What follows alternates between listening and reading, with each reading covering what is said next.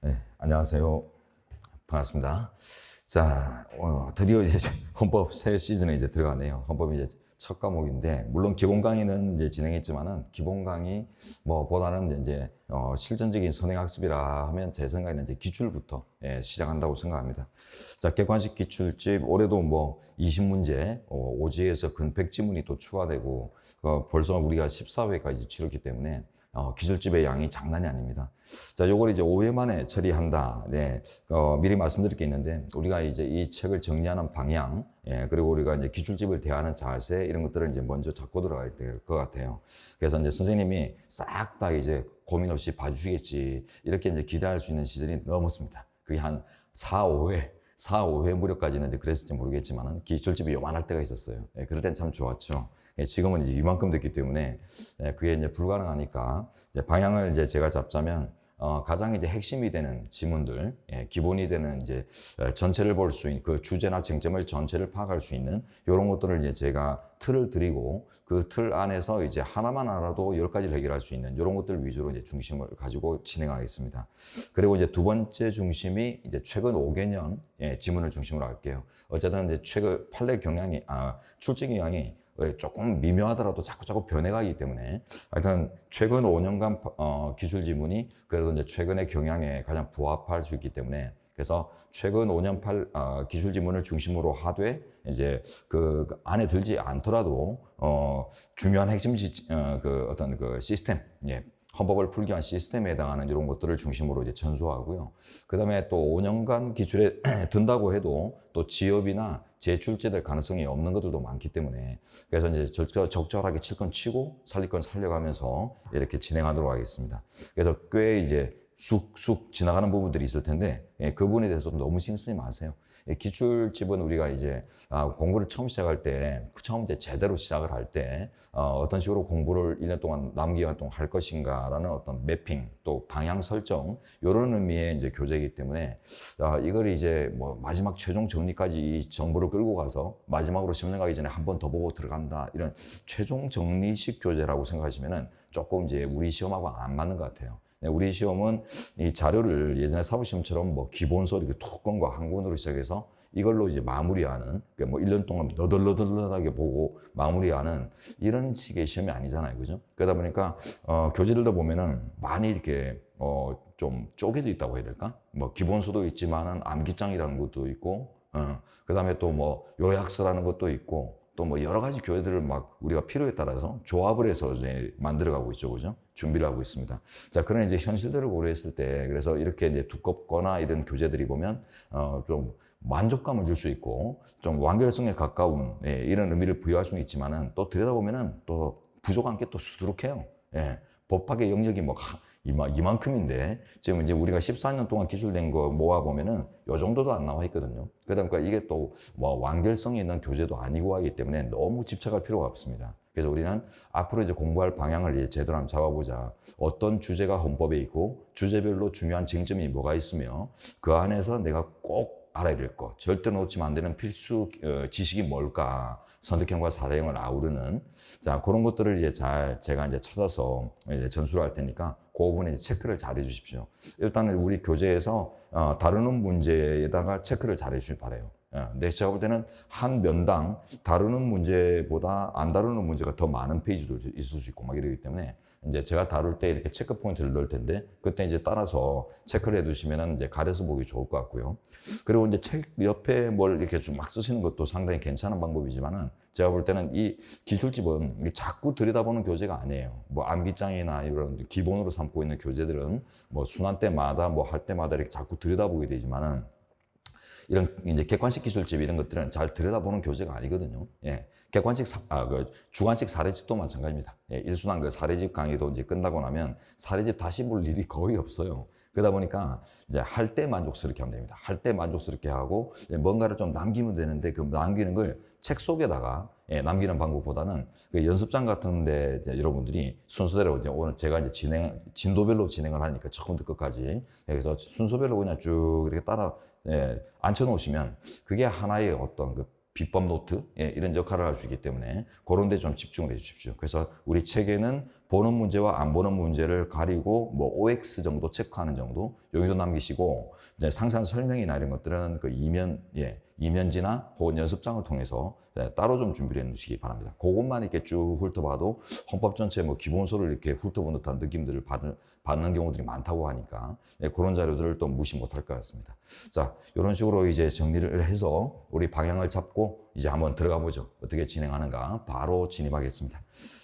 자, 일단 우리 헌법과 헌법학 맨 첫 장인데요. 헌법은 이제 헌법총론, 기본권론, 통치구조론 총 3편으로 구성되는 게 기본이죠, 그죠? 교수님들의 편제고. 헌법총론에서는 이제 헌법 전 영역을 아우르는 일반 이론을 다룹니다. 그래서 헌법의 뭐 역사도 다룰 수 있고, 그죠? 그래서 뭐 통치구조, 기본권 따지지 않고 그런 것들에 이제 배경이 되고 하는 바탕이 되는 이런 조직상이라는 것들을 총칙으로 다루기 때문에 여기서는 이제 우리가 좀 뭐라고 할까? 조금 빡셀 수 있어요. 기본권이나 통치구조를 다 배우고 나서 이리 와서 보면 좀 더 편하게 볼 것들도 이제 미리 조금 보기 전에 이제 확인하기 전에 미리 좀 알고 들어야 될 것들이기 때문에 조금 이제 빡빡할 수는 있지만은 하여튼 좀 스마트하게 처리를 하고 주로 이제 이쪽에서는 이제 이론적으로 중요한 게 소위법 금지 원칙이나 뭐 신뢰부의 원칙 이렇게 자주 쓰이는 것들을 담고 있는 이제 법치주의 파트 이런 데가 이제 제일 중요합니다. 제일 중요하고 최근에는 보면 뭐 선거제도니 뭐 공무원제도니 지방자치제도니 이런 각종 제도 파트에 그 부속 법률 문제들 이런 것들은 잘 안 나오거든요. 그리고 이 제도 파트 같은 경우는 모든 공직 시험에서 보면은 각종 이제 자기시험이나 공시시험에서 최근에 출제율이 아주 떨어지는 배경을 갖고 있어요. 그러다 보니까 그게 너무 집중하지 말고 그 나중에 이제 갈 때마다 말씀드릴 겁니다. 이제 찾아보니 이제 말씀드릴 텐데 특히 이제 그 제도 파트는 법적 그 통치구조하고 비슷하게 법 조문들이 많다 보니까 여러분들이 그 좀 약간 정리 부담이 가지고 계신데 제일 정리 부담이 큰 선거제도 이제 요즘은 제일 출제가 안 돼요. 그러니까 판례가 있거나 아주 헌법 조문이거나 뭐 이런 것들 중에 의미 있는 것들 그런 것만 잘 챙기시면 그러면 이제 제가 이제 헌법총론에서 이제 손에 꼽자면은 이제 법치주의 쟁점하고 법치주의 원리 그다음에 이제 제도 파트로 가면은 정당제도하고 지방자치제도 요 두 개 정도가 의미 있다고 생각해요. 그래서 법치주의, 정당제도, 지방자치제도 요 세 가지에만 좀 집중을 하시면 선택형 사례형 다 이제 공이 편안하게 좀 접근할 수 있는 윤곽을 잡으실 것 같습니다. 자, 일단 앞쪽을 좀 지나가서요. 우리 3페이지에 있는 6번 문제로 한번 가볼까요? 6번 지문, 5번 지문으로 한번 보겠습니다. 3페이지 5번. 자, 이제 관습원법 내용이 나오는데 그 노무현 대통령의 그 대통령 공약이었던 이제 수도 이전, 세종시로 이제 행정수도를 이전하겠다. 지금의 세종시로 그 공약이 뭐 우여곡절을 겪었죠, 그죠? 처음에는 이제 법률을 만들었어요. 그래서 행정수도법이라고 하는 이제 법률을 만들어 가지고 지금의 모습으로 넘기려고 했더니 한번 위헌이 떨어지죠, 우리 현지에서.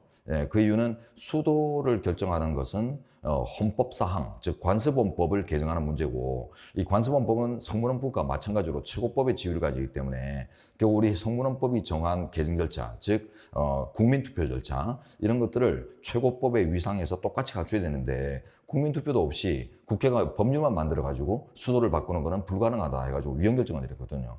그때 이제 나오는 논리가 일단 이제 5번입니다. 자, 5번 국무총리. 자, 들어가 보십시오. 국무총리는 헌법상 대통령의 보좌기관으로서 각 부를 통할한다는 점 등을 고려할 때 국무총리 소재지는 헌법적으로 중요한 기본적 사항이라 보아야 되고 바로 틀렸어요. 자, 국무총리가 서울에 소재해야 한다는 규범에 대한 국민의식이 형성됐다 할 수 없으므로 이러한 관습원법의 존재를 인정할 수 없다라는 게 이제 우리 판례거든요. 자, 요거는 이제 어떻게 되었냐면 자, 우리 현재가 수도 이전의 가장 결정적 기준이 되는, 즉, 수도가 뭐냐, 수도 개념이 뭐냐 했을 때 우리 현재는, 자, 써봅니다. 정치행정의 중추적 기능을 담당하는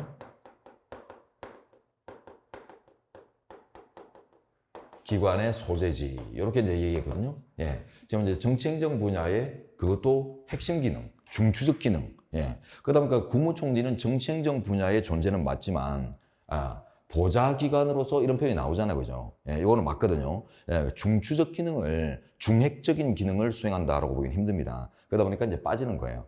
자, 근데 이렇게 외우시면 가장 좋아요. 가장 좋은데, 우리가 이제 객관식을 풀기 위해서, 이 문제는 사례 문제로 나올 수 없으니까, 관습원법 이런 것들은.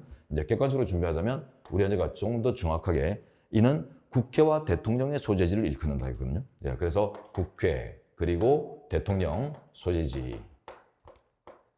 네, 요것만 외웠어도 충분해요. 국회와 대통령. 그럼 이제 국회, 대통령 아닌 게 다 빠져요. 수도를 결정하는 기준에서. 자, 일단 국무총리 어떤 것도 아니죠, 그죠? 그리고 사법 기능을 담당하는 기관들, 법원, 헌재 이게도 포함되지 않습니다. 그래서 여기에는 자, 국무총리, 자, 그다음에 이제 법원,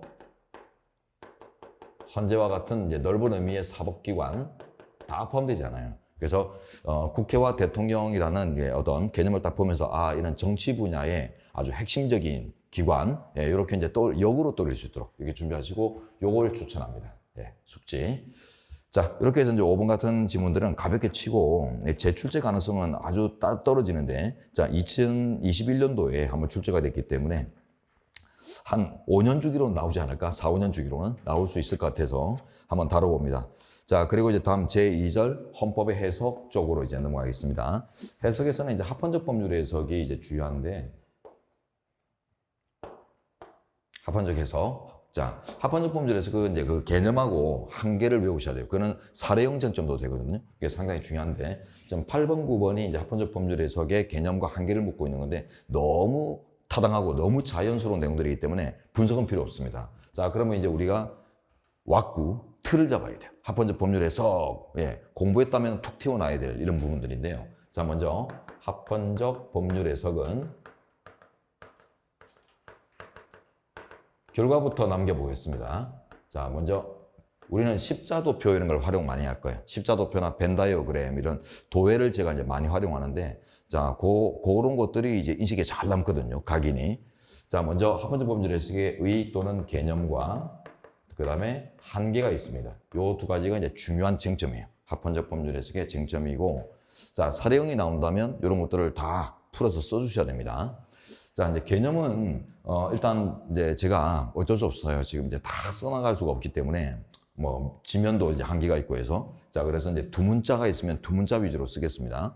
그리고 여러분이 이제 나중에 그 교재를 하여튼 뭐 키노트 교재나 뭐 이런 것들이 뭐 헌법 집중 기본서는 아니더라도 헌법 집중 키노트 교재 같은 것들을 보시면은 갖고 계시면은 이제 훨씬 따라오기 좋으실 텐데 지금 이제 그런 것들을 담보할 수 없기 때문에 우리 그 데스크 앞에 가면은 견본책이 있어요. 예, 견본책을 해당 부분을 살짝 한번 뒤져보면 예, 편하게 볼 수 있으니까 언제든 참조할 수 있으니까 책 없이도 따라올 수 있습니다. 자, 어쨌든 간에 자, 써드릴게요. 문목수. 아, 죄송합니다. 문목수 아니고 자, 다합법, 네, 다합법이란 거고, 그 다음에 이제 한계가 문목수 이렇게 되거든요. 자, 봅니다. 다의적 해석 가능성이 있을 것. 이게 요건입니다. 다의성. 예, 어떤 법조문이, 법률 조문이 한 가지로만 해석될 때는 필요 없는 해석법이에요. 어떻게 보면 위헌적인 요소도 엿보이고 한면으로는 합헌적인 요소도 있을 때 이런 법조문을 위헌적으로 대할 거냐 아니면 합헌적으로 대할 거냐. 예, 위헌적으로 대한다는 말은 이제 헌법 수호의 관점이나 이런 관점에서 타당할 수 있는데 또 합헌적으로 대하자는 의미는 입법권의 존중이다. 이런 의미에서 또 상당히 중요하거든요. 요거는 좀 이따 말씀드리고. 그래서 이제 다의적 해석 가능성이 있는 조문일 때만 이 합헌적 법률 해석 이론이 적용됩니다. 그 다음에 웬만하면 위헌적이 아니라 합헌적으로 해석하자는 기법이에요. 합헌적. 자, 그 다음에 법률 해석 기법이에요. 법. 요게 이제 오지문 많이 나오죠. 법률 해석인데 헌법 해석 기법이다 하면 틀립니다. 이는 헌법 조문의 해석법으로 만들어진 게 아니라 용어처럼 법률 해석의 기법이에요. 예. 그래서 이제 헌법에 저촉될 위험 있는 법률을 대하는 법. 네, 그걸 지금 얘기하는 거거든요. 그래서 법률 해석이고 웬만하면 합헌 쪽으로 해석하자는 게 지금 요 두 가지예요. 두 가지고 새로운 거는 다의적 해석 가능성 요거밖에 없어요. 그죠? 개념의 대다수가 용어에서 나온단 말입니다. 자, 그러면 이제 한계가 있는데 아무리 이제 입법권을 존중하고자 합헌적으로, 예, 긍정적으로 바라볼지라도 선을 넘으면 안 되는 부분이 있는데 그게 이제 문목수예요. 문의적 관계. 요건 좀 써볼게요. 요게 더 중요하거든요. 자, 목적적 한계, 그 다음에 헌법이 수용할 수 있는 범위 내에서의 한계, 수용적 한계라고 하는데 자, 요거는 자, 시험 보겠습니다. 여기서 나옵니다. 그럼 합헌적 법률 해석의 이제 그 출발점, 어떤 의미에서 이제 출발하게 됐는가, 그걸 한번 보시는데, 이 벤 다이어그램 이제 잘 보세요. 헌법이 대한민국 모든 국법 중에, 법 중에 최고법이죠. 헌법의 최고성. 그러다 보니까 모든 법은 이 헌법의 이념을 벗어나서는 안 되는 이런 이제 철창 안에 갖춰져 있어요. 자, 근데 우리 헌법 제40조에 가면은 입법권은 국회에 속한다라고 해서 나라의 법 정리권을 포괄적으로 국회에게 주고 있고, 또한 그런 이제 조문이 없더라도 그 법치국가에서 입법권이 차지하는 어떤 위상 같은 것들이 존중의 대상이 돼야 될 거 아니에요. 그러다 보니까 이제 헌법 제40조나 이론에서 이제 출발하는 입법권의 존중이라는 기본적인 이념이 있습니다. 그러다 보니까 이제 요 벤 다이어그램이에요. 헌법의 최고성 틀 안에서 최대한 입법권을 존중하는 방향을 잡자. 이게 이제 합헌적 법률 해석의 논의 출발점이거든요. 그러니까 이제 여기서 한계가 나와요. 결국 입법권을 존중하자고 하는 해석법이기 때문에, 자, 요 두 가지가 나옵니다. 자, 문의적 한계. 예. 입법자가 설정한 문장의 의미를 넘어서까지 좋게 해석해 주는 것은 입법자의 의도를 뒤트는 결과가 될 수 있겠죠. 그 다음에 또 좀 더 적극적으로 목적적 한계, 입법 목적, 입법자가 설정한 적극적인 목적이 발견될 때 그런 목적하고 상관없이 또 합헌적으로 유지하려고 하는 것도 입법권을 해치는 결과가 돼요. 그렇기 때문에 이건 안 된다는 것입니다. 자, 그럼 두 번째, 이제 마지막, 헌법이 최고다. 헌법의 최고 이념 틀 안에서 합헌적으로 해석이 가능하다 했기 때문에 헌법이 수용할 수 있는 범위를, 가치를 넘어서까지 합헌적으로 이해를 해주는 것도 결국 안 되게 되는 거죠. 그래서 이제 문목수라는 한계가 이제 그 출발점에서 이미 정해져 있는 것들이에요. 문목수. 그래서 여러분 이제 두 문자를 이제 외웁니다. 문목수, 어떤 문만 평생 제작한 목수님이 계신다. 이렇게 한번 상상을 해보시고, 그래서 목수님이 문을 전문 제작하신 목수님, 이렇게 해도 되고, 아니면 문시성을 가진 목수님이 계신다. 이렇게 생각하시고, 이 목수님은 하여튼 너무 전문성이 강해요. 평생 목수 일을 해가지고. 그래서 이분은, 자도 안 되고, 뚝딱뚝딱 해도 모든 것이 다 합법적인 수치로 제작이 돼요. 예, 그렇게 합니다. 문목수가 손을 대면 다 합법적으로 제작된다. 끝난다. 예, 이렇게 이제 정리하십시오. 자, 그러면 이제 8번, 9번은 넘길게요. 이렇게 보고. 자, 그 다음. 이제 11번으로 가보겠습니다. 예, 합헌적 법률에서 이제 리딩 케이스인데, 자, 보세요. 임원과 과점주주에게 연대 책임을 부과하는 어떤 법이 있었습니다. 요게 이제 좀 쭉 지나가시고, 자, 헌재는 합헌적 법률 해석에 따라 부실 경영에 책임이 없는 임원과 금고 경영에 영향력을 행사하여 부실의 결과를 초래한 자 이외의 과점주주에 대해서도 연대 채무를 부담케 하는 것은 위헌이다라고 해서 이제 한정명 입장을 했는데, 요 내용 속에 이제 합헌적 법률에서 기법이 적용되고 있죠, 그죠? 자, 여기 나오죠. 합헌적 법률 해석에 따라 이런 표현들이 나오는데, 자, 이거 간단히 칩니다. 자, 일단 주주라는 용어가 나왔죠. 요거는 무조건 지문에 주어집니다. 임원과 과점주주, 요거는 이제 무조건 주어주니까. 자, 그러면 이제 주주가 나왔다는 말은 이 상호신용금고법인데, 이 상호신용금고라는 이제 어떤 조직의 성격이 회사법상 주식회사라는 거예요. 주주란 말이 났기 때문에. 그럼 이제 주식회사의 성격을 보시는데, 주식회사는, 자, 여러분 잘 알듯이 소규모 폐쇄회사, 무한회사, 유한회사 이런 것처럼 소규모 단위의 폐사회사가 아니라 대규모 개방회사예요. 개방이다? 무슨 말이죠? 외부 자본을 유입하잖아요. 그죠? 주식을 팔아가지고, 외부 자본을 이렇게 유입해가지고 크게 운영하는 이런 회사다 보니까 결국 이제 경영에 실제로 참여하는 자와 그냥 자본만 갖고 있는 이런 존재들이 나눠진다는 거죠. 그래서 주식회사의 경우는 자, 경영과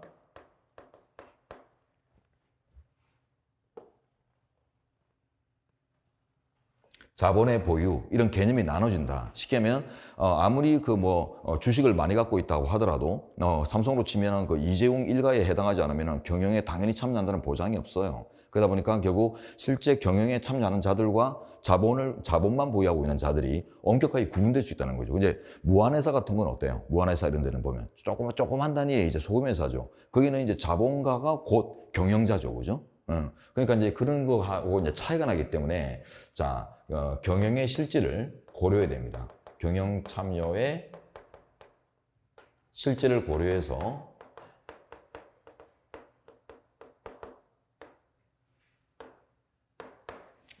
결국 이제 금고에 파탄에 영향을 미칠 정도로 실제로 참여한 바가 있는가 없는가 이런 걸 가지고 이제 규제하는 거 맞지. 연대 책임을 부과하고 이런 게 맞지. 예. 실제 뭐 자산만 갖고 있을 뿐이지, 주식만 좀 갖고 있을 뿐이지 경영에 실제 참여한 바가 없는 이런 사람들한테 연대 책임 이런 막 그죠? 이런 뭐 규제 같은 것들 이런 것들을 부과하는 것들은 책임 없는 곳에 책임을 부여하는 이런 교과가 되기 때문에 위헌이라는 뜻입니다. 자, 그래서 이외의 과점조주 이 말이 뭐죠? 요 위에 줄 부실 경영에 실제 관여하고 참여한 실질을 갖지 않는 단순히 주식만 많은 존재들도 많다는 거죠. 그러다 보니까 그런 존재들까지 획일적으로 처리하는 것들은 그 입법 취지 등에 부합하지 않는다 이렇게 본 게 판례입니다. 자, 그리고 이제 그 밑에 것들은 됐고요.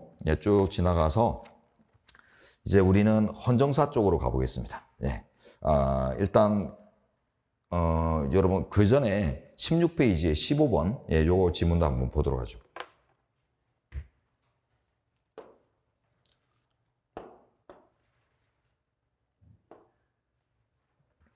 자, 15번 보겠습니다.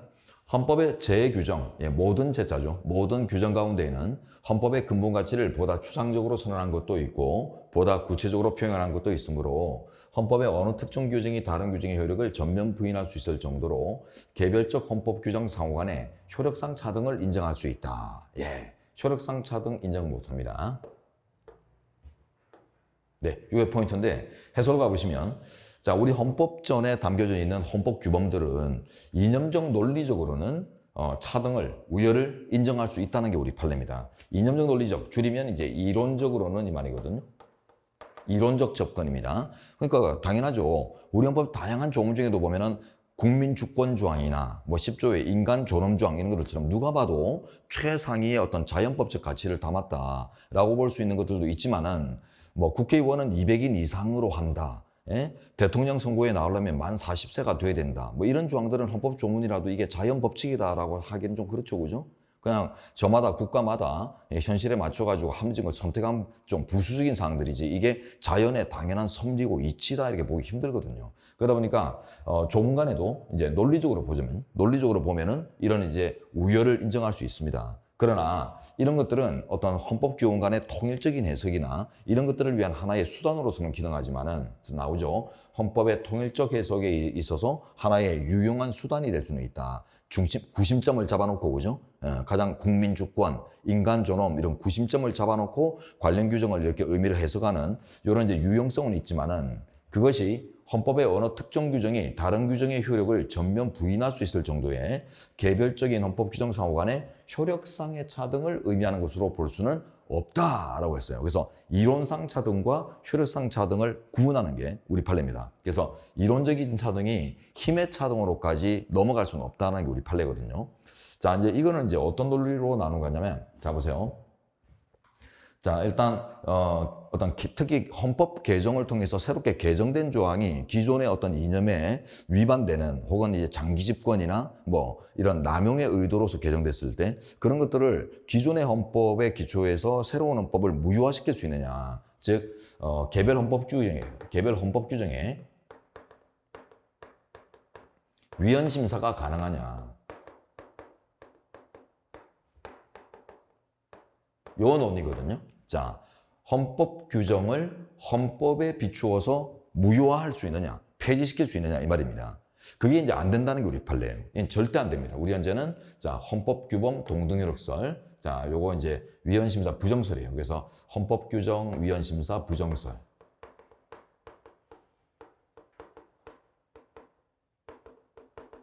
이렇게 그냥 통으로 외우세요. 헌법 규정은 위헌 심사가 안 돼. 헌법으로 헌법을 심사하는 건 안 된다고 했습니다. 그 논리가 이제 요거예요. 어떤 논리냐면 효력상 차등. 자, 그래서 헌법 규범 동등 효력설이라고 하는데요.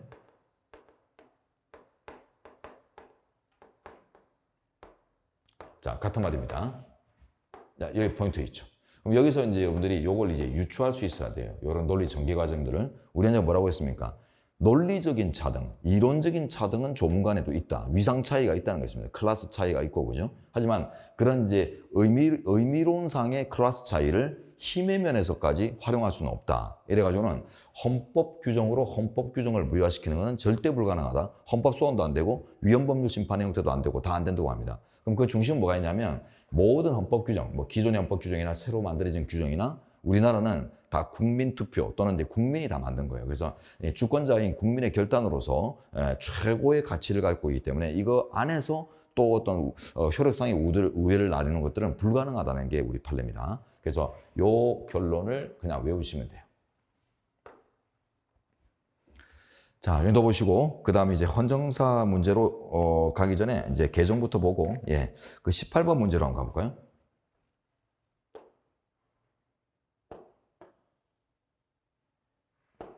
자, 18번, 19번 이런 것들 나오면 이제 까다롭죠, 그죠? 이거 어떻게 할까? 예, 헌법 개정 절차 들이다 보니까 또 상당히 또 많거든요, 내용들이. 그런데 이제 이것들이 나온단 말이죠. 이건 또 준사령으로까지 뭐 계산까지 하도록 만드는데 우리가 이제 이상이라는 의미하고 과반수 이런 말하고는 예, 구분이 가능하죠, 그죠? 과라는 말은 이제 초과반수라는 뜻이거든요. 초과반수.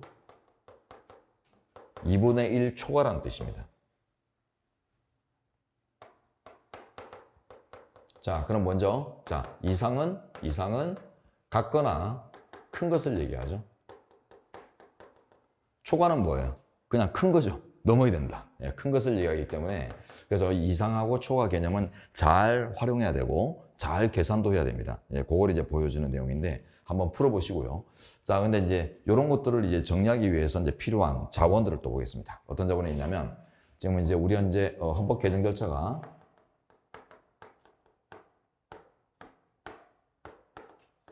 일단 순서를 먼저 보면 제안 단계가 있고요. 그 다음에 대통령이 공고하고 국회가 의결하고 국민이 투표하고 이게 이제 기본이에요. 예.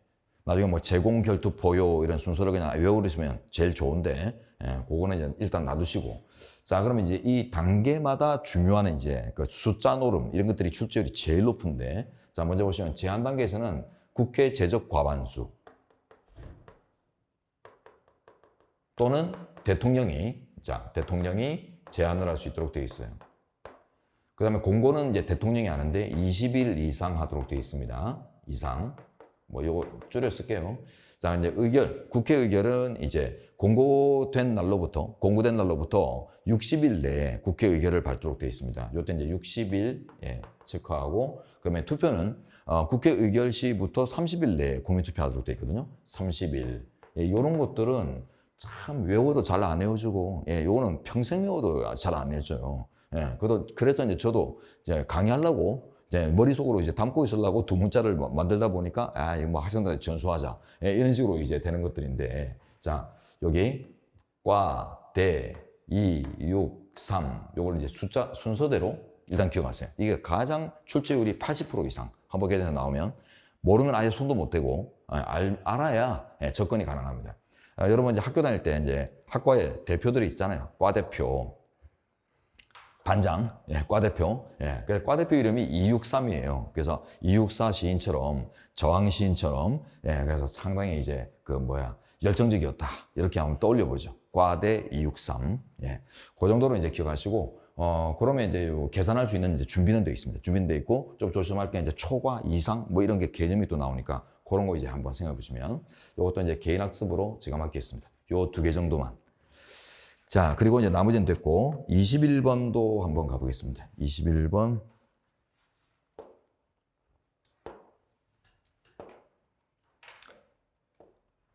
자, 요거는 전체 쭉 금방 과대 263부터 해가지고 이제 전체를 한번 보여주는 건데 여기서 이제 틀린 거 한번 볼게요. 틀린 게 엄청 교모해가지고 지금 이제 우리 국민투표 정족수인데 국민투표 정족수는 따로 외울 필요 없어요. 그냥 아주 일반적인 모습입니다. 그래서 과반이거든요. 과반의 투표와 투표자 과반의 찬성이 되는데 그걸 어떻게 보냐면 자 보세요. 국회의원 선거권자 과반수의 찬성을 얻어 확정된다. 이 부분 틀렸죠. 과반수의 찬성. 이게 과반 투표와 투표자 과반수라는 것보다 훨씬 더 증가되어 있는 가중 정족수거든요. 그래서 이제 이 부분이 틀렸다. 이런 것들을 좀 잡아낼 수 있도록 이제 준비하시면 될 것 같고요.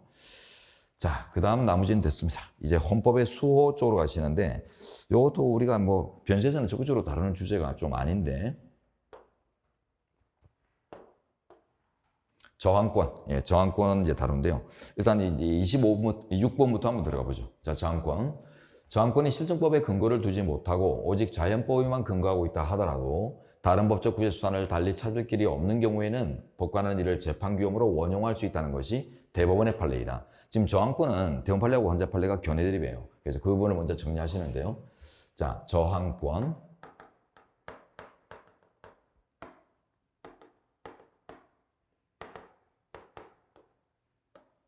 자, 대법원은 저항권 개념을 부정합니다. 결과적으로. 왜 그러냐면 이제 자연권으로 보거든요. 실정권으로 보거든요. 그래서 실정법상 권리이기 때문에 이거는 그 명문의 규정을 통해서만 인정이 될 수 있고 자연의 당연한 이치라 보기 힘들기 때문에 그 자연의 어떤 이치로부터 바로 찾을 수는 없다. 이렇게 봐가지고 명문을 뒤지는데 우리 헌법에 찾기 힘들다. 저항이라는 직접 단어가 안 나오거든요. 그래서 이제 부정합니다. 근데 헌재는 반대로 자연법설을 취해요. 이거는 실정 명문의 규정을 통해서 비로소 인공적으로 만들어지는 개념이 아니라 인간의 세상에서 당연히 존재하는 거다. 이렇게 봐가지고 나라 주인인 국민이 나라를 지키기 위해서 폭력을 행사할 수도 있는 이런 것들은 다 예정돼 있다고 보거든요. 그래서 이제 긍정설을 취해요.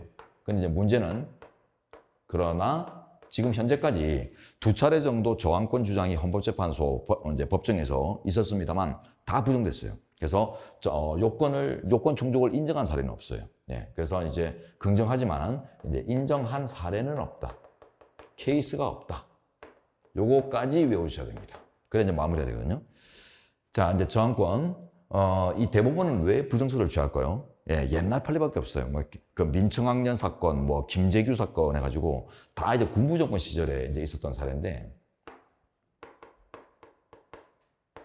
그다음에 그 당시 분위기 때문에 저항권 이런 걸 인정하기 힘들었어요. 국민이 언제든 박정희, 전두환 끌어낼 수 있다. 이런 것들이 논리가 좀 성립되기 힘들어가지고 아직은 이제 새로운 사건의 계기가 없다 보니까 판례를 변경을 못 하고 있어요. 그런데 이제 헌재는 민주정권 시절에 기구조고죠. 1989년 9월 1일 날 창립됐잖아요. 그래서 87년 우리 현행헌법 개정 이후에 나라가 민주화된 이후에 이제 활동을 하다 보니까 소신껏 얘기하는 거예요. 국민주권 국가에서 국민이 기존의 어떤 존재하는 장치로 더 이상 회복할 수 없는 헌법 침해가 있을 때 국민이 폭력도 동원하면서 참겨낼 수 있지. 그러니까 이제 얼마 전에 우리 서부지법 뭐라고 해야 될까? 폭동. 신문장에는 이제 폭동이라고 하지만, 편의상 폭동이라고 합시다. 서부지법이 얼마 전에 이제 폭동 사건이 하나 있었잖아요. 그죠? 그런 것들이, 저항으로, 발전할 수도 있어요. 저항권 개념의 이제 요건을 갖춰서 발전할 수도 있겠지만은, 그거는 이제 전체 12.3부터 시작해가지고 이제 어떻게 평가나는가 하고 관련도 되겠지만, 제가 볼 때는, 지금 분위기로는 그 저항권 행사로 이제 평가되기는 좀 힘들 것 같아요. 자, 그래서 이제 무관하지 않습니다. 지금 우리가 겪고 있는 이런 비상한 조치와 관련된 이후에 각종 이제 어떤 국정 상황과 무관하지 않은 주제가 됐다. 그래서 꼭 저항권이 적용돼야지만 주제성이 있는 게 아니라 저항권 행사하냐 아니냐 이런 것들이 이제 한번 적용 가능해졌다라고 하면 이게 출제 가능성이 이제 생긴 거거든요. 그래서 이제 그걸 보시는데, 자, 대법원 판례 나왔죠, 그죠? 대법원은 저항권이 실정법에 근거를 두지 못하고 오직 자연법에만 근거하고 있다고 하더라도 맨 뒤에 재판규범으로 원용할 수 있다. 부정설이에요. 부정설이기 때문에 재판규범으로 쓴 예가 없습니다. 자, 그리고 27번도 이제 마찬가지 내용들이죠. 지나가도록 하고 이제 28번으로 가보겠습니다. 헌재 나오죠. 자, 헌재에 따르면 헌법에서 국가긴급권의 발동 기준과 내용, 그리고 그 한계에 관해서 상세히 규정함으로써 그 남용을 줄이고 심지어는 국가긴급권의 과잉행사 때는 저항권을 인정하는 것이 입헌주의의 요청이기도 하다라고 이제 판시했어요. 헌재는. 자, 저항권을 인정하겠다는 거죠. 헌재는. 맞습니다. 그러나 다음 문제로 갑니다. 29번.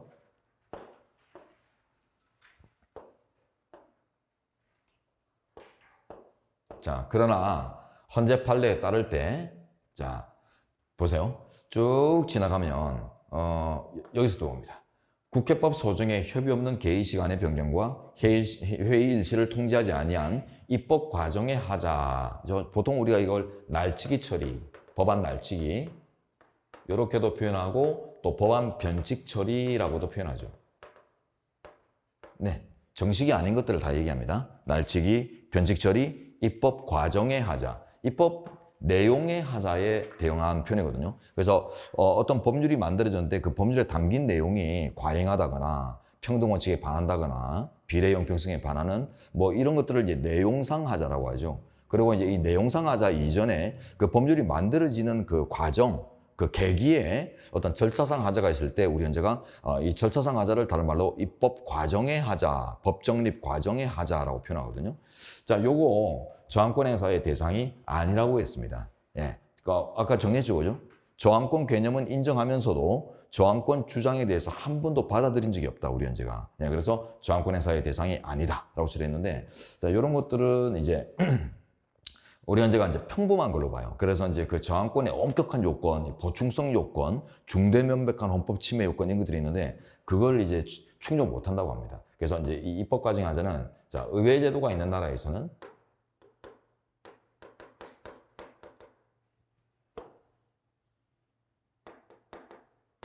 나라의 경우 아주 일상적이고 평범한 현상이에요.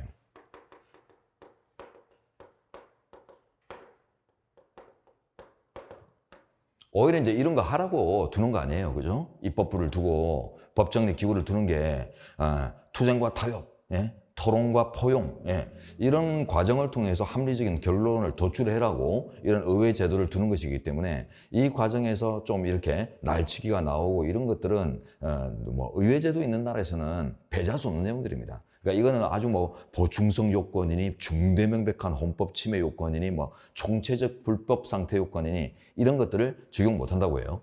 자, 그러면 이제 저항권의 요건을 간단하게 이제 보면요. 자, 행사 요건은 일단 이제 제일 중요한 게 수호 목적으로만 가능합니다. 헌법 수호 목적. 보수기예요, 보수성. 네, 그래서 이제 개혁할 목적 이런 걸로는 안 돼요. 예, 기존 걸 지키는 목적으로만 가능하고 새로운 질서를 만들려는 이러한 어떤 목적 의식으로는 안 된다고 합니다. 워낙 위험한 권력 행사이기 때문에 딱 한정을 하고요. 자, 그다음 두 번째가 총체적 불법 상태의 헌법 수호라고 하는데 이제 일단 기본적으로 폭력 행사도 예정되는데 그 전에 이제 보충성 요건 이런 것들이 중요해요. 보충성. 자, 그다음에 폭력 행사도 예정을 하고요. 자, 그러면 이제 효과까지 볼까요? 예, 효과까지 보면은 자, 위법성이 조각되는 걸로 보죠. 불법 조각. 뭐 이건 잘 알고 계실 것 같고, 자, 앞에 요 세 가지, 요게 이제 포인트입니다. 특히 이제 입법과정 과정 같은 경우는 이제 요런 요건들을 이제 다루는 거죠. 보충성 요건을 갖추냐, 최후 수단, 성 요건을 갖추냐 했을 때, 이렇게 평범한 것들은 일반적으로 이제 다룰 수 있는 장치도 있죠, 그죠? 어떤 게 있습니까? 우리가 잘 아는 권한쟁의 심판 이런 거 있잖아요. 권한쟁의 심판도 있고 뭐 여러 가지 이 저항권이라고 하는 최후의 수단 이전에 충분히 이제 가다듬을 수 있는 이미 이제 예정된 제도적 장치가 있기 때문에 그래서 이제 이런 것 저항권이 성립될 수 있는 상황이 아니라는 게 우리 판례죠. 자, 이렇게 이제 마무리 짓고요. 그다음에 이제 대한민국 헌정사 쪽으로 가겠습니다. 자, 헌정사 요것도 이제 버리기는 그렇고 좀 정리가 필요한 부분인데 일단은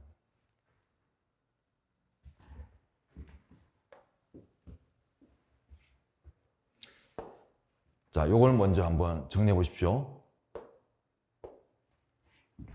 연도, 우리 그 제작과 개정의 그 연도들 끝자리를 딱 모아가지고 순서를 좀 외우게 되거든요. 네, 그거 1960년 헌법은 어떠했다 이런 식으로 연도만 딱 주는 문제들이 변시에서 나와요. 그렇기 때문에 혹시나 이제 그런 게 나왔을 때 대비할 수 있도록 최소 자본을 두는데요. 자, 먼저 1948년이 재헌헌법이죠.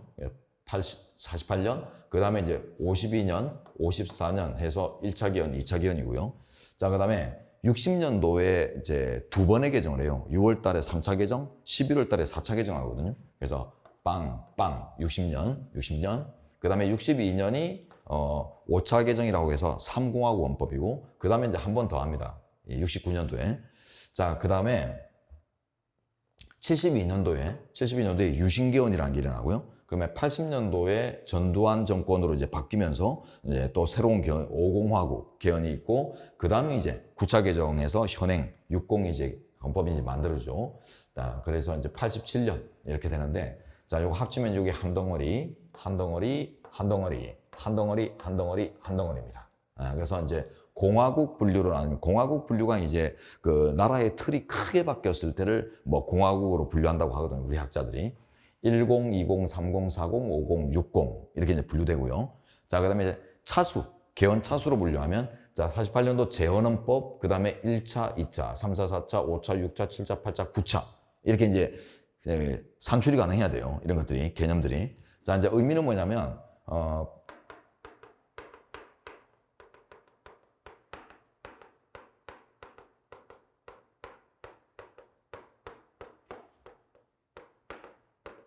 네, 이렇게 기억하시네. 빨리 싸, 빵빵, 29, 2땡칠.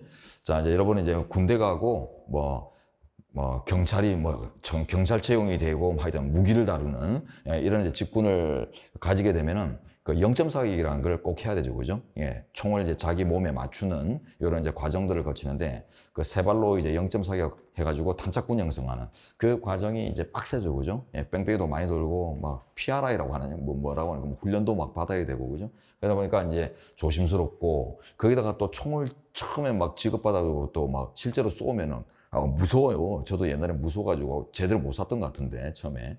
그러다 보니까 이제 훈련병이 나는 사람들이 이제 그렇게 이제 막 쪼고 있는 거지. 쏘지 못하고. 그러면 이제 교관들이 와가지고 이제 한마디 하잖아요.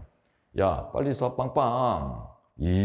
그죠? 빨리 쏴, 빠방. 한번 쏴봐. 이렇게 한단 말이에요. 근데 빵 당기면은 제대로 안 맞았지. 당연히. 급작사. 그러면 이제 요거도 먹는 거예요. 빨리 쏴, 빵빵. 해가지고 빠방 쐈더니 292 땡치라. 이렇게.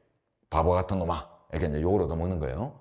자, 그래서 이렇게 이제 최소한의 자본 하나 만들어 놓고, 자, 그 다음에 이제 필요한 문제로 한번 들어가 보겠습니다. 1번 재헌 문제 이제 보시는데요.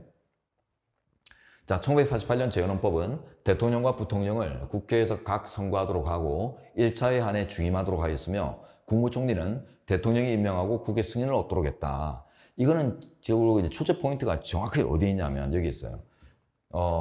대통령과 부통령 제도를 두면서 국무총리도 함께 두었다. 이제 이걸 묻거든요. 이게 상당히 이례적인 겁니다. 예, 이걸 이제 뭐라고 하냐면 체계 적합성에 위반되는 헌법 제정이다. 이런 식의 이제 학자들의 비판이 있더라고요.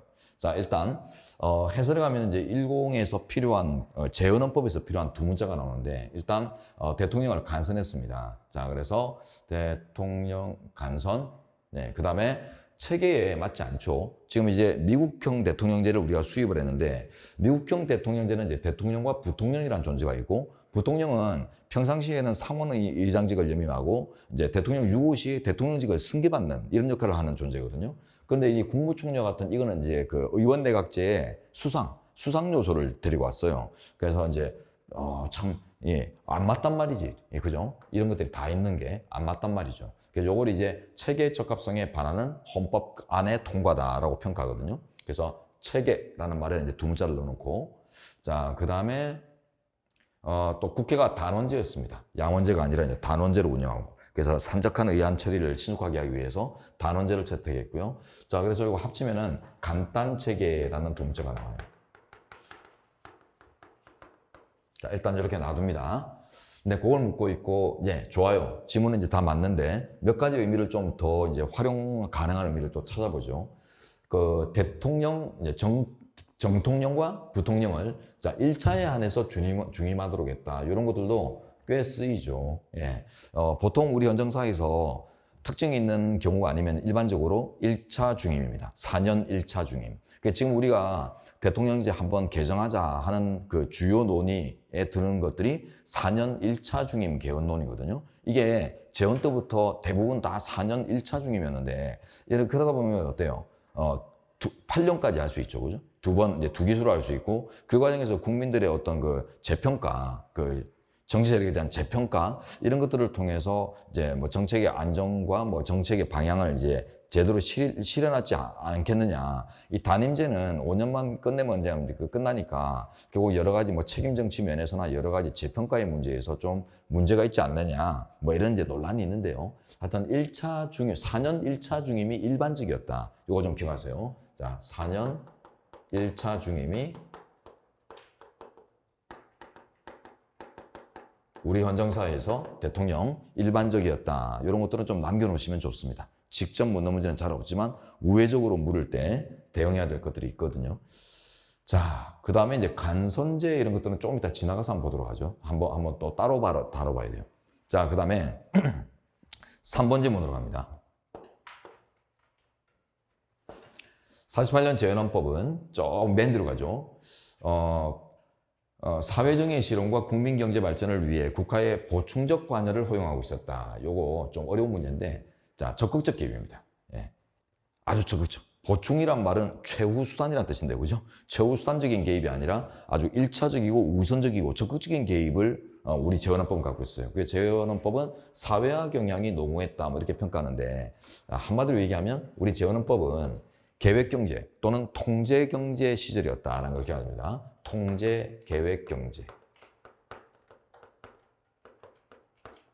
국가의 통제성이 아주 강한 이런 이제 경제였습니다. 그래서 누가 봐도 이게 자유경제냐 할 정도로 북한식 공산주의와 아주 흡사한 이런 이제 강력한 개입 가능성들을 염두에 두고 있었거든요. 네, 그런 이유들은 뭐 나라를 처음 기틀을 잡다 보니까 국가 개입이 많이 필요해서 그랬을 수도 있고, 또 북한과의 체제 경쟁 측면에서도 어느 정도 이렇게 긍정적인 요소들을 많이 수용하다 보니까, 사회주의의 긍정 요소를 많이 수용하다 보니까 그랬다고 합니다. 그러다 보니까 이제 요 밑에 나오는 이제 지문하고 관련되는데, 그 사회적 기본권 이런 것들이 있죠. 사회국가 원리, 그리고 사회국가 원리가 현실화된 사회적 기본권 이런 것들이 재헌헌법부터 들어와 있었어요. 그래서 대표적으로 재헌부터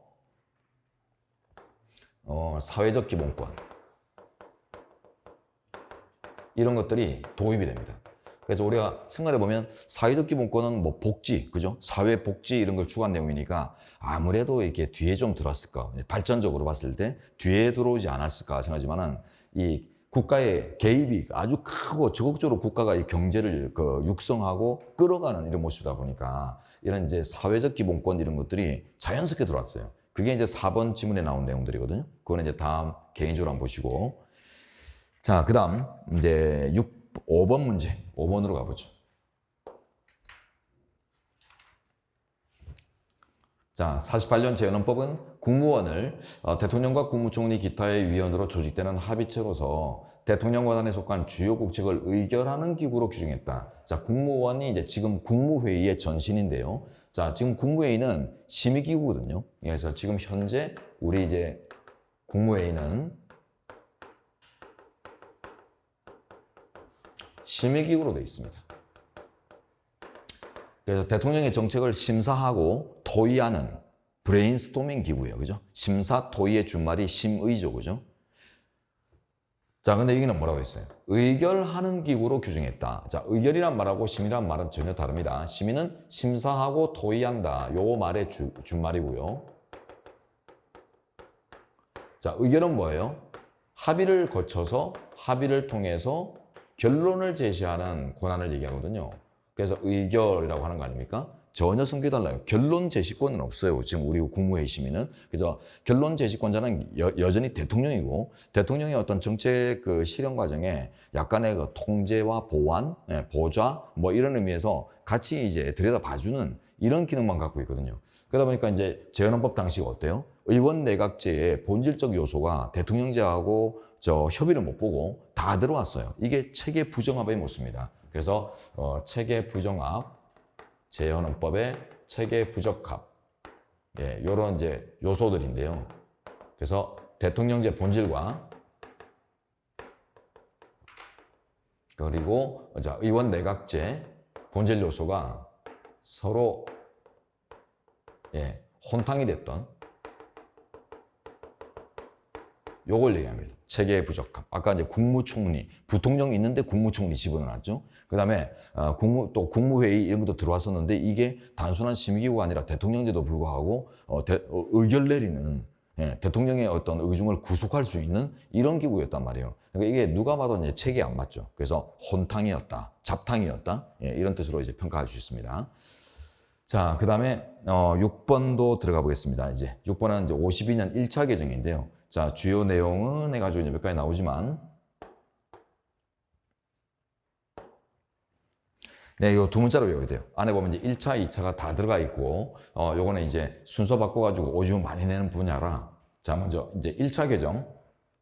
내용들을 보면, 정부 통령의 직선제, 그 다음에 양원제, 그다음에 국무원 불신임제, 의원 내각제 이제 내각 불신임제도 이런 것들을 이제 원형 그대로 이제 수용을 하고요. 그다음에 국무총리의 제청권을 도입한다 해가지고 제청권 이런 것들이 이제 결국 뭐냐면 이게 전쟁 중의 개헌이죠. 그래서 6.25 전쟁 터지고 그 각종 이제 수뇌부들이 이제 저 부산까지 피난을 간 상태인데, 근데 이때가 이제 그 전임 대통령 즉 이승만 대통령이 그 임기가 다 돼요. 그래서 이제 새 대통령을 뽑아야 되는데 10 당시가 그 재헌 당시가 보면은 간선제거든요. 간단 체계. 간선제다 보니까 실정을 한 이 대통령이 국회로부터 간접 선거 다시 될 가능성이 거의 없거든요. 그러다 보니까 이제 직선제, 이제 무식한 민중들을 통해서 한 번 더 뽑히고 고자 직선제 안을 내고 했다가 서로 불발되고 뭐 난리가 나요 그때 막, 그죠? 그래서 군부 동원해가지고는 또 의원들 끌어다가 결국 통과시키고 하는데,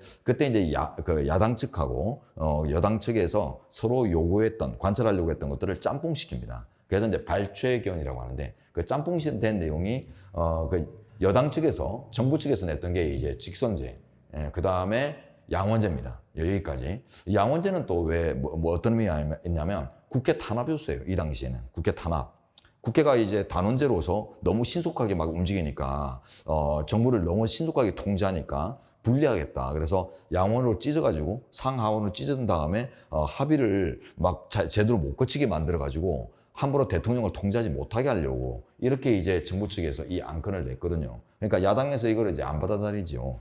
그랬다가 이제 야당 측에서 야당이 주축이 되는 이제 의회안이 따로 나오는데, 그 의회안은 뭐냐면 이제 의원 내각제 강화안입니다. 의원 내각제 강화안. 그래서 원래부터 이제 의원 내각제로 갔다면 이승만이 없었다면 아마 이런 전쟁도 없었을 거다. 그래가지고 내각제를 강화하는 안건들을 만드는데, 하여튼 이것들이 서로 이제 야합으로 그냥 짬뽕해가지고 통과시켜요. 자, 이제 불량직제 해가지고 이제 배우셔야 됩니다. 자, 그 다음에 이제 2차 개헌. 그 다음 또 개정하는 내용들이 보면, 자, 부통령 지위 승계 조항을 두고, 와, 이게 당연히 있어야 되는데, 미국형 대통령제라면, 그걸 빌려왔다면, 그 대통령 유고 시 부통령이 직위를 승계하는 게 가장 기본인데, 이 조항이 없었어요. 이만큼 이제 체계가 덜 떨어졌다는 거지. 자, 그 다음에 국무총리제를 폐지합니다. 그리고 이거는 뭐겠어요? 부통령의 지위를 이제 강화하면서 쓸데없는 국무총리 없애버리자 해가지고 한번 없앴다는 거예요. 그 다음에 요거는 된 것 같고, 군법회의 근거를 처음 신설하고, 그 다음에 올라가면 이제 자유시장 경제 체제로 이제 비로소 의미 있게 전환하거든요. 그 전까지는 계획 경제다가 이제 요때부터 자유시장 경제다운 모습이 처음 들어와요. 이런 것들을 우리가 이해해서는 접근을 못하기 때문에 외워줘야 되는데, 자, 요걸 모으면은 부패군자입니다. 부통령 지위 승계, 총리제 폐지, 요거는 이제 서로 이제 딜이에요, 딜. 부통령 지위 올리면서 격까지 없애버리는 거. 자, 그 다음에 군법회의 근거, 자유시장 근거 신설, 이런 것들인데, 아까 우리 앞에서 이제 있었던 거, 재헌헌법이 간단체계였죠. 요거를 이제 스토리텔링 합니다. 102 문자가 이제 제일 출제율이 높아요. 102 문자가 제일 이제 헌정사 중에서도 갑이에요, 갑. 여기서 이제 출제율이 한 7, 80% 정도 이루거든요. 자, 이제 보시면은, 간단체계. 자, 이승만 수장을 떠올리세요. 이승만 대통령 떠올리시고, 처음 나라를 이제 시스템을 추구할 때 뭐 복잡하고 정밀하게 못하죠. 처음 만들면서. 그래서 간단하게 체계를 잡았다. 간단한 시스템으로 체계를 잡았다가 이제 약간 이제 그 독재의 의도 좀 나오죠. 그죠?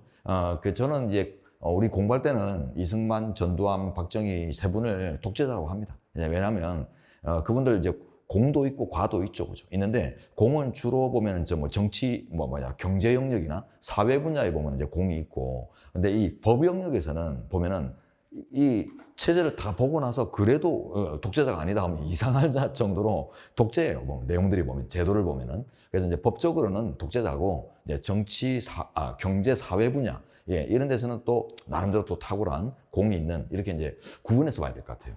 자, 그래서 헌법적으로 볼 때는 독재입니다. 자, 그래서 그 독재의 그 의혹이 이제 살짝 이제 드러나죠. 그래서 불량하게 뭔가를 고치는데 불량하게 직제를 편성해요. 불량하게 자기를 위해서 직제를 편성했다가 그 다음에 이제 더 불량해져 가지고 이제는 부패군자가 돼 가지고 하야하죠. 이승만 하야. 그래서 간단체계 불량직제 부패군자로 하야, 이렇게 이제 기억하십시오.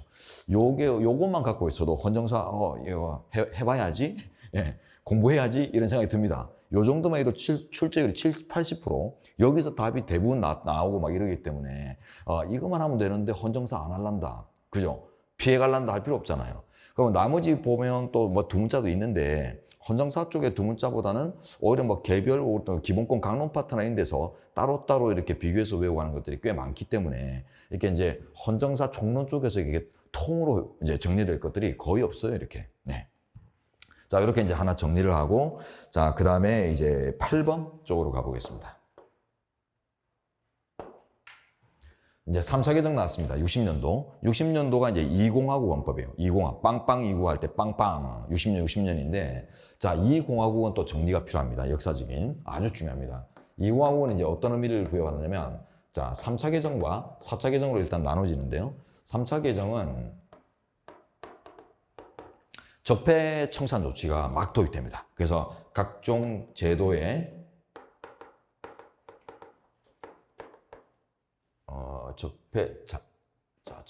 청산이라기보다는 적폐 예방이라고 써볼게요.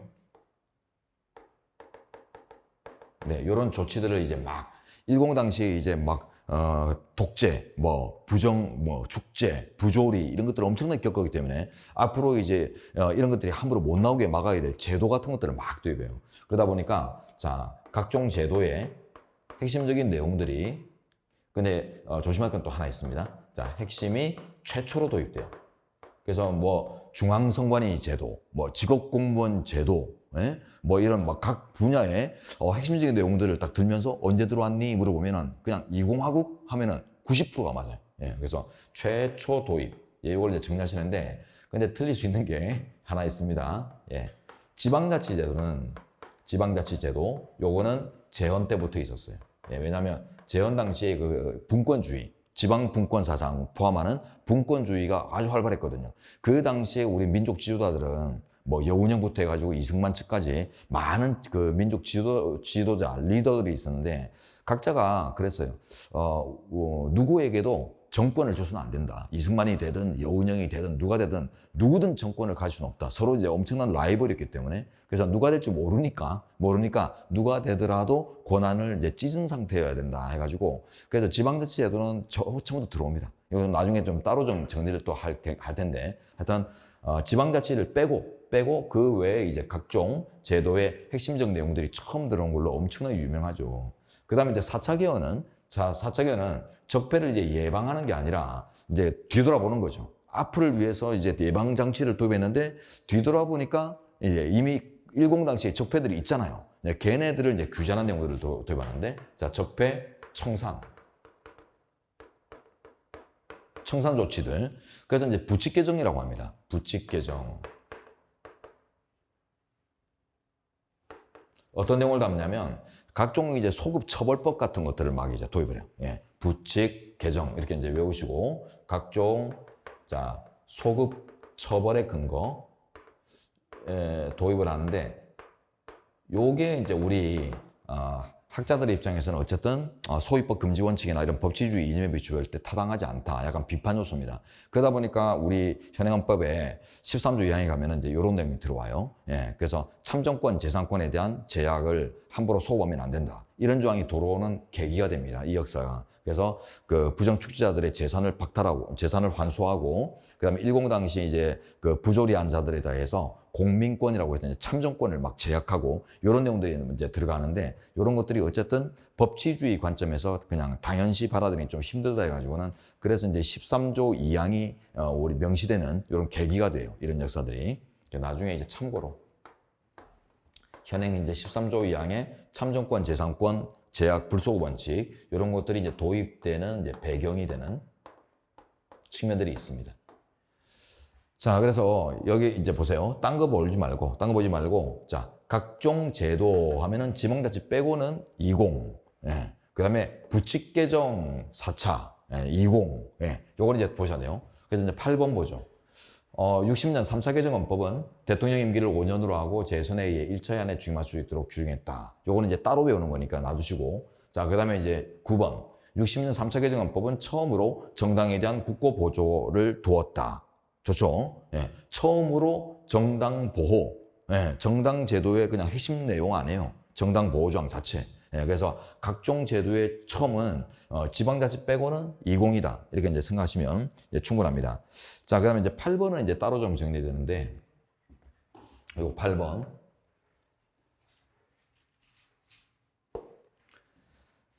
자, 이 대통령 그 선거 방식하고 대통령 임기, 예, 이런 것들 최근에 엄청나게 물어요. 우리 변시에서는 지금 연달아 지금 한 4, 5개년 계속 나오고 있는 것 같은데, 이거는 모든 시험의 기본 주류입니다. 예. 왜냐하면 대통령 임기 개정 이런 것들이 개헌 논의가 계속 이제 유지되고 있다 보니까 이제 계속 묻는 것 같아요. 자, 보시면, 자, 요것도, 자, 대통령의 이제 간선제,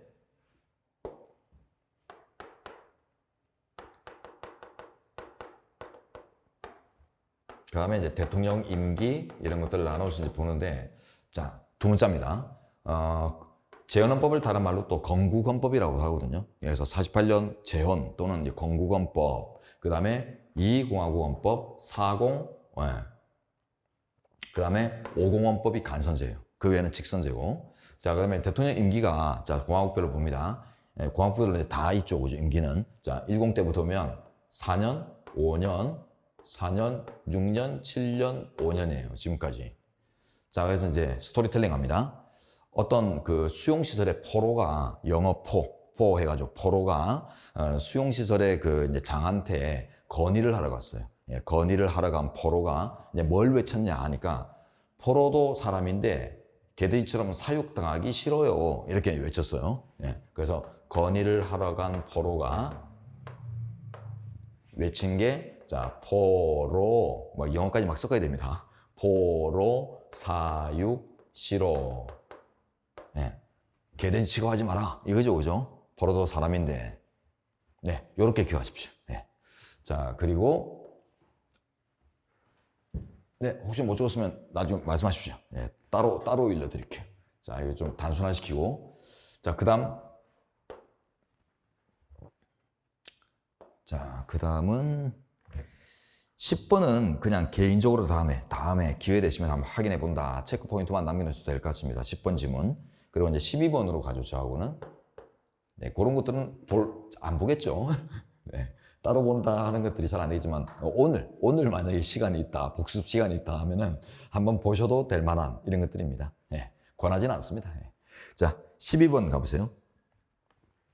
자, 이제 1960년 헌법에서 다시, 자, 대법원장과 대법관을 법관이 자격이 있는 자로 조직되는 선거인단이 법관 안에서 선거제를 뒀거든요. 나머지는 안 보셔도 돼요. 자, 이게 뭐냐면 대법관 선거제인데요.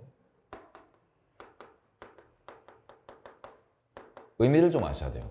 자, 이게, 자, 지금 60년 3차 개정, 아까 20이죠, 20. 20 때 그 작업들이 이제 두 가지로 나눠졌는데, 어떤 작업이 나눴죠? 아주 시급한 적폐 예방 작업, 제도막 도입하면서, 그 다음에 이제 시급한 거 끝내놓고 이제 눈 돌렸죠, 그죠? 돌리니까 기존의 역사적으로 나쁜 놈들, 예, 청산하는. 자, 시급하게 제도를 도입하는데 또 뭐가 들어왔어요. 이게 뭐냐면 대법관 선거제입니다. 요거는 출제율 높아요. 왜냐하면 이 대법관, 네, 10 당시 적폐 세력으로 평가되죠. 이 당시에 10 당시 적폐 세력. 뭐 지금은 그렇지 않은데 이 당시에 이제 인식이 그랬단 말이에요. 그래서 10 당시 정부가 나쁜 일하고 해가지고 이제 법원으로 끌고 가면은, 멱살 잡고 가면은 법원에서 꼭 보면은, 하급 법원에서는 이제 좀 그죠, 신선한 판사들이 진보적인 판례도 내릴 수 있는데, 꼭 저 꼭대기 가니까, 예, 정권 손들어주고 정부 손들어주는 이런 판례들 내려버리거든. 그래서 이거 대표적인 10 당시 적폐다. 이래가지고는 대법관들을 그 하급 법관들까지 다 모여가지고 뽑자, 이런 제도가 있었습니다. 자, 그 다음 이제 16번으로 갈게요.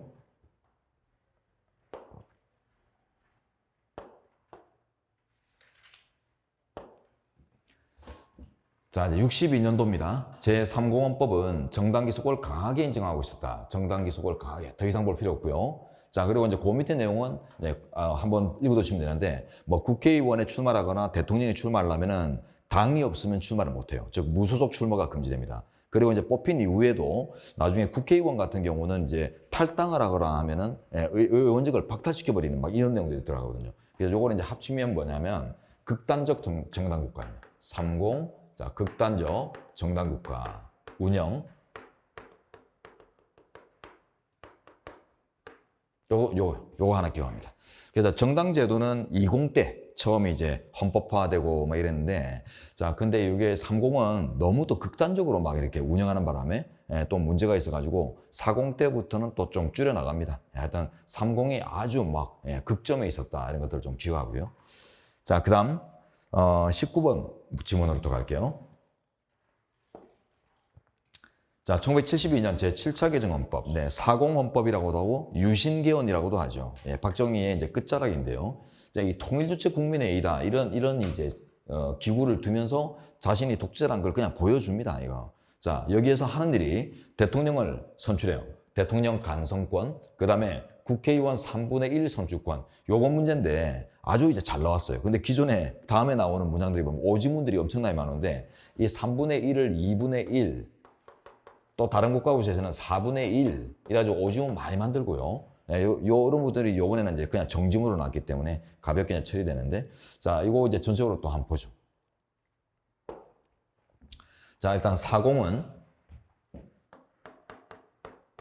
또 두 가지 의미가 있는 게 통일개헌이라는 의미를 가집니다. 통일개헌을 명분으로 제시했습니다. 자, 이제 남북이 통일을 해도 될 정도로 이제 조직이 어느 정도 이렇게 무르익었으니까, 가꿔졌으니까 이제 대통합을 할 때다. 이렇게 이제 제시를 하면서 하는 말이 뭐냐면, 근데 문제는 북한은 김일성 주체사상을 중심으로 해서 조직력이 단단한데, 대한민국이 지금 개인주의, 자유주의가 너무 팽배해가지고 이 조직력이 약하니까 함부로 항치게 되면 이게 금방 망할 거다. 그래서 대한민국의 조직력을 북한에 버금가게 한번 맞춰보자. 그 말이 뭐예요? 박정희를 중심으로 해서 개인주의를 좀 자제해보자, 이거거든요. 그러다 보니까 뭐 오만 독재적인 요소를 이제 끌고 오는 명분이 되는데, 자, 어쨌든 여기서 평화통일조항이 처음 들어와요. 그 전에 없다가. 그래서 통일조항, 통일 관련 조항이 처음 들어오고, 자, 통일조항이 처음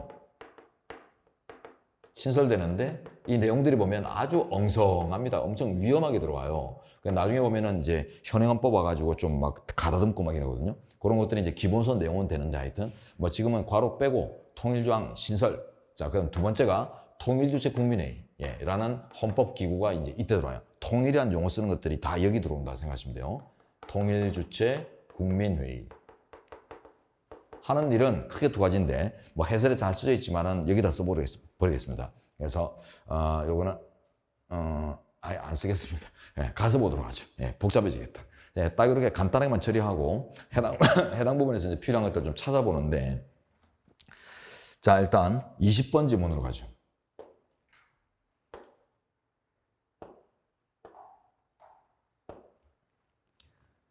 자, 7차 사공헌법은 대통령 임기를 5년으로 했다. 자, 아까 포로사육시로 하면 이제 떨어지죠, 그죠? 자, 포로사육시로 해보세요. 포로사육, 사공이 6년이네. 틀렸네, 그죠? 이렇게 이제 하는 겁니다. 자, 그 다음에 통일주체 국민회의, 맞죠? 이 기구 나오는 거 좋고요. 자, 대통령을 토론 없이 기명투표로 선거했다. 아예 틀렸네. 무기명입니다. 어차피 지네끼리 짜고 치자는 건데 무슨 역사적인 기록을 남기고 그래 흔적을 남기겠어, 그죠? 흔적이 남지 않는 무기명 투표로 하도록 있고요. 그 다음에 통일주체 국민회의에서 재적 대의원 과반수 찬성을 얻은 자를 대통령 당선자로 하도록 했다. 뭐 여기까지는 무리 없습니다. 그래서 임기 문제하고 이제 투표 방식 이런 것들인데, 요거는 여러분들이 약간 센스로 이제 가야 되고, 자, 요거는 정확하게 두 문자로 이제 풀어야 됩니다. 자, 다음 21번 이하는 이제 됐어요. 다 풀 수 있는 것들이고, 이제 준비가 되면 24번으로 이제 갑니다.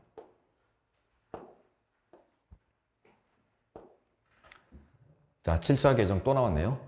대통령이 제안한 헌법 개정안은 국민투표로 확정되며, 대통령이 제안하면 국민투표. 자, 그 다음에 국회의원 측에서 제안하게 되면, 자, 요거는 통일주체 국민회의로 넘어와서 여기서 이제 자르거나 통과시키거나 재량권이 주어집니다. 자, 그래서 이제 헌법 개정 절차를 이원화 시켰거든요. 개헌 절차 이원화. 요게 이제 통일주체 국민회의의 이제 두 번째 내용입니다. 그래서 대통령을 직접 여기서 뽑고 의원도 뽑아가지고 국회의 3분의 1을 장악을 하고 막 이런 독재의 의도에다가, 요것도 지금 독재의 의도예요. 자, 보세요.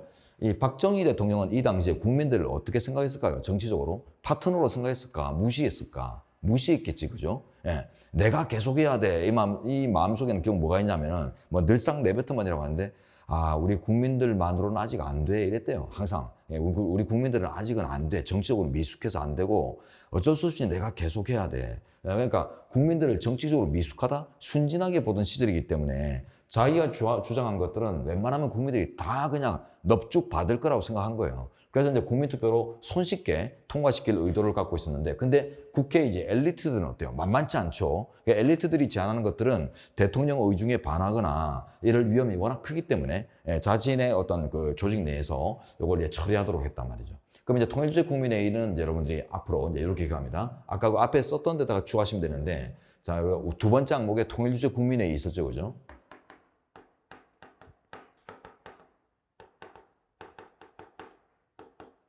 거기다 괄호해가지고 이제 성격이 뭐냐면 박정희의 유사 사조직입니다. 말이 헌법기관이지 실제 뭐 사조직처럼 쓰려고 이제 만든 거거든요. 그래서 박정희 유사 사조직으로 의도된 것이다. 예, 이렇게 이제 이해해 놓으시고 이런 이제 불합리한 내용들을 이제 읽어낼 수 있도록 준비하시기 바랍니다. 그래서 개헌 절차를 이원화한 한 게 독재의 의도가 있는 거다 이 말입니다.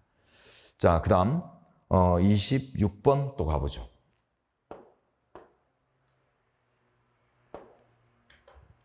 자, 8차 개정헌법 80년도입니다. 자, 이제 전두환이 나왔네요.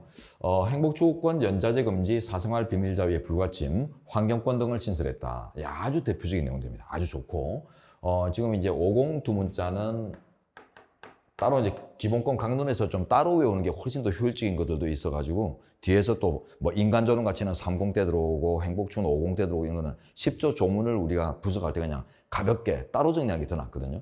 자, 근데 한번 담아보면은 두 문자가 자, 두한 비자금 추적조도 있는데 그거는 하여튼 좀 개별적으로 하는 게 좋을 것 같아요. 잘 안 나오고. 그래서 여러분 두한 비자금이라는 거는 꼭 이제 숙지하셔야 되는데 자, 환경권 조항 같은 거. 환경권 관련 조항. 그 다음에 이제 빗자 들어가는 거, 자, 세 가지 있거든요. 일단 비상조치권이라고 하는 아주 포괄적인 국가기구권이 있었고요. 그 다음에 사생활의 비밀과 자유, 사비자 조항을 자, 요때 처음 도입해요. 빗자 들어가는 거. 자, 그 다음에 소비자 보호운동 조항이 있습니다. 소비자 보호운동. 소비자 운동이라고 합니다. 소비자 운동 조항. 요때 또 처음. 사비자는 사생활의 비밀과 자유. 제가 앞으로 줄여서 계속 이렇게 말할 거예요. 사비자. 자, 그 다음에 금자 들어가는 거, 요건 또 조금 여기 보면, 자, 국고보조금 조항, 정당에 대한 국고보조금, 이런 것들이 50 때 처음 이제 헌법 근거가 마련되고요. 자, 그 다음에, 적정임금 조항, 이런 것들이 이제 처음 들어옵니다. 근데 적정임금 조항은 50인데, 주로 이제 금자 들어가는 거, 이런 거. 예.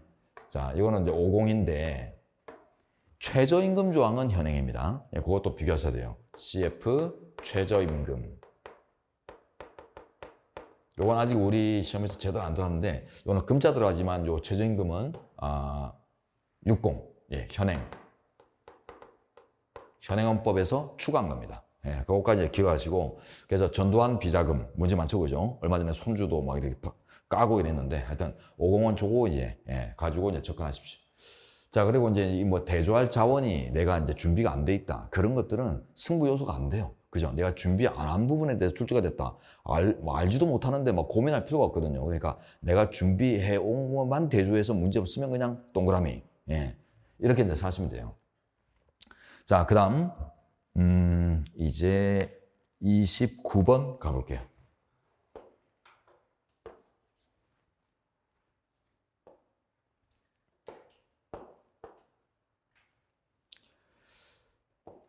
자, 또 8차입니다. 80년. 국회가 국무총리 또는 국무위원에 대해서 개별적으로 해임을 의결할 수 있도록 하되 해임 의결권. 그 다음에 이제 안 보셔도 돼요. 요 내용은 이미 직전 연도, 전전 연도에 한번 나왔던 내용인데 요번에 또 냈거든요. 요 때는 왜 나오냐가 좀 애매했었는데 요번에 나온 거는 좀 의미가 있습니다. 자, 어떤 의미냐면 이게 지금 해임을 의결이라고 했죠. 그죠? 의결. 지금 현재는 해임 건의제도로 바뀌어 있습니다. 바로 근데 직전 5공화국이 해임 의결권 또는 해임 결의권을 명시하고 있었어요. 그래서 이제 요걸 이제 묻는데, 자, 이제 이게 역사를 한번 보겠습니다. 현행헌법을 개정을 하면서,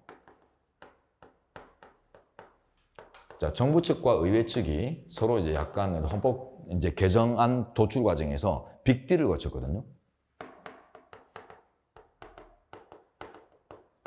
그 빅딜에서 상당히 이제 의미 있는 주제입니다. 그래서 이제 어떤 내용이냐면, 50 때 보면은 대통령의 비상조치권 좀 전에 봤죠, 그죠? 예. 두한 비자금 할 때 본 거, 그 비상조치권이라고 하는 아주 강력한, 그 박정희의 긴급조치권에 거의 흡사한 이런 포괄적인 긴급권을 갖고 있었어요.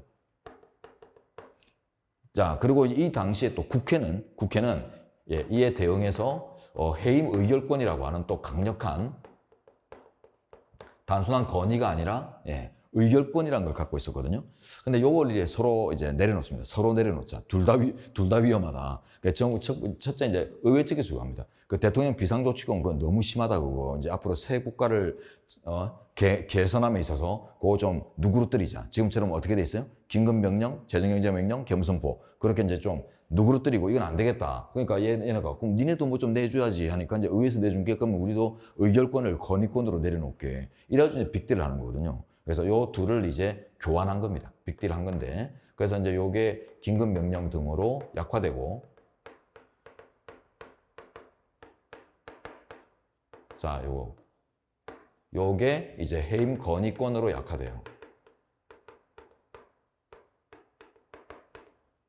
네. 그래서 이제 요거는 이제 물어본 건데, 하여튼 그, 최근에 이제 비상조치권, 이 비상한 조치가 이제 단행되는 걸 예정은 못 했겠지. 왜냐면, 우리가 시험 치기 바로 직전에 비상계엄이 터졌잖아요. 12.3. 그러니까 그 이후에 출제되는 게 출제를 한 것이 아닐 것이기 때문에, 뭐 미리 예상했다고 보기는 힘든데. 근데, 좀 정치권에서 발빠르게는 또 비상계엄 같은 것들을 미리 예전부터 뭐 대통령의 행보를 보니까 예상했었다, 예측 가능했다, 이런 얘기들도 나오잖아요. 그죠? 그래서 12.3 이전에 충분히 이제 비상계엄에 대해서 이제 논의가 있다 보니까 출제하는 과정에서 그걸 고려하지 않았나. 제 생각은 그래요. 안 그러면 이제 이런 거 하고 지금 빅딜해서 의미가 있는 건데 이걸 2년 전에 내놓고 지엽이라고 욕을 얻어먹어 놓고 이게 지엽이거든요. 요걸 얻어먹어 놓고 또 내는 거는 좀 이상한데 그 같은데 제가 생각해 보니까 비상조치 뭐 이런 것들과 관련해서 문제가 의미를 부여한 것 같다는 생각이 좀 듭니다. 자, 이거는 제가 볼 때는 법무관들 머릿속에서는 못 나오고 교수님들 머릿속에서 나오지 않았을까 이런 생각을 해보고요. 자, 그 다음에 이제 31번 네, 들어가 보죠. 왜 안 올라가?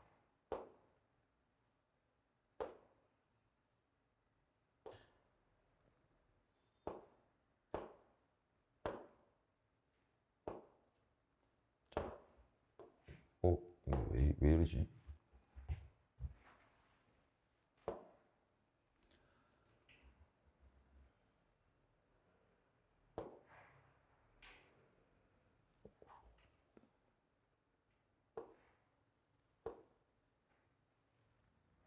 (30) 31번은 책으로 읽읍시다.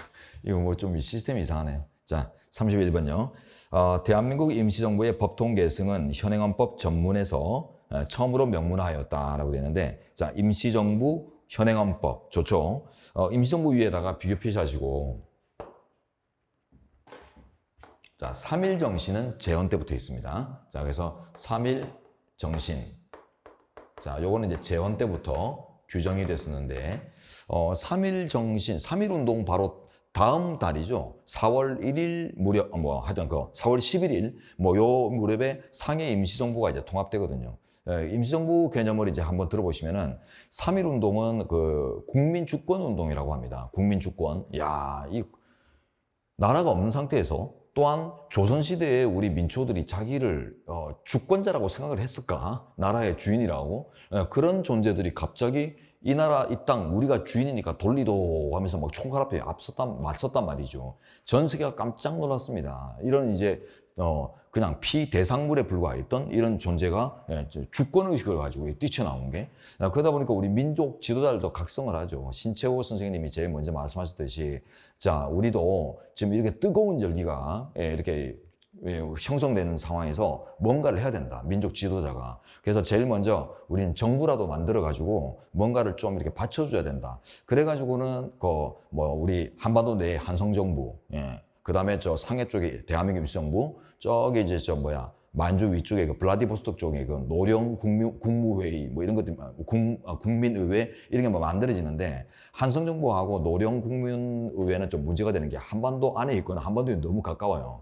블라디보스톡. 그러다 보니까 이게 만들었다가 엄청나게 깨질 위험이 크다 보니까 물 건너서 이제 좀 떨어져 있는 상해 쪽으로 통합을 하자. 그래가지고 이제 임시정부를 이제 통합을 했는데 자, 이제 불과 3일 운동하고 그 다음에 임시정부의 통합은 한 달째밖에 안 나요. 근데 얘는 재헌 때부터 들어오고 임시정부의 법통 개정 조항은 현행에 와서 비로소 들어오거든요. 이 차이는 뭘까? 그 임시정부가 요 당시 아직 이제 국가로 인정된 예가 한 번도 없어요. 우리 그 국제 역사적으로 보면은 세계사적으로 대한민국 임시정부를 국가로 인정했다라고 하는 이제 문헌 같은 걸 찾아볼 수 없단 말이죠. 그러다 보니까 이제 대한민국이라는 국가를 틀을 잡음에 있어서 국가로 인정받은 예도 없는 이런 것들을 이렇게 들이미는 것들이 좀 문제가 될 수 있겠다. 정당성 면에서. 그래가지고 이제 후대한테 미룬 겁니다. 후대한테 이제 미뤄놨다가 현행헌법에 이제 집어넣거든요. 조금 더 말씀드리면 북한이 이제 9차 개정을 바로 직전에요. 87년도 바로 직전에 북한이 9차 개정을 하면서 대한민국 임시정부의 법통 개성을 집어넣습니다. 그러다 보니까 우리가 자칫하면 이제 적통 개성을 빼앗길 위험이 있다 해가지고는 이제 부랴부랴 경쟁적으로 집어넣는 거거든요. 그래서 어쨌든 간에 국격과 좀 어울리지 않아서 빼놨다가 경쟁적으로 집어넣습니다. 자, 이렇게 끝내고 이제 33번. 요거는 나중에 보자. 요거 포로라고 이제 두 문자로 기억하시면 돼요. 자, 국정감사 요 밑에 책 갈까요? 국정감사는 450 때만 없습니다. 450 때만. 국정감사는 재헌 때부터 있었던 제도인데 450의 독재자들이 의회가 자기 나와바리를 막 들여다보는 걸 싫어해요. 포괄적으로 들여다보는 걸. 이 포괄감사권이거든요. 그래서 이제 안 돕고 그다음에 이제 국정조사권은 50 때부터 채택됐다고 하죠. 그죠? 그래서 이거는 예전부터 없다가 50 때부터 이제 들어옵니다. 예전에는 없었어요. 또 조문이. 왜냐면 얘는 이제 한정적인 조사권으로서 국회가 당연히 필요한 기능이거든요. 국회가 운영하려 치면. 국회가 뭐 나라의 안건을 정하고 법률을 만들고 하다 보면 필요한 게 있으면 조사도 해봐야 되고 민심도 들여다봐야 되고 그러다 보니까 이런 한정적인 조사권은 너무 당연해요. 근데 이제 국정감사권은 아주 포괄적인 조사권으로서 자, 앞으로는 나중에 이제 뒤에 가면 통치구조할 때 또 볼 텐데 통큰 조사권이라고 할게요. 통큰 조사권. 그 적용 범위가 국정 전반이에요. 국정 전반으로 확 뻗쳐져 있다 보니까 이 적용 범위가 워낙 크다 보니까 독재자들이 용납을 못 합니다, 이거는. 그래서 이제 450 때만 넘는데 어쨌든 두 문자를 이렇게 짭니다. 포로로 이렇게 포로로 되죠? 포로로 두 문자. 자, 이렇게 짜가지고 준비해 놓으시면 되고 엄청 민출해요. 사법시험에서는 예전에 3개년 연달아 출제돼요. 3개년 연달아. 이거는 그냥 소양이다 생각하셔도 돼요. 그냥 국정감사 조사는. 자, 그리고 이제 36번은 그 체크만 해두세요. 체크만 하고 여러분들이 개인적으로 복수 발찬 있으면 한번 들여다보시고요. 아까 우리 다 본 겁니다. 그 간선제 이런 거 건의포로, 포로사 역시로 그 학습하는 거고. 자, 이제 나머지 내용들은 여러분 이제 그 40번부터 진행할 텐데 좀 휴식 취한 후에 진행하도록 하죠. 그 휴식 시간은 별도로 말씀 안 드리면 한 15분 정도 하죠.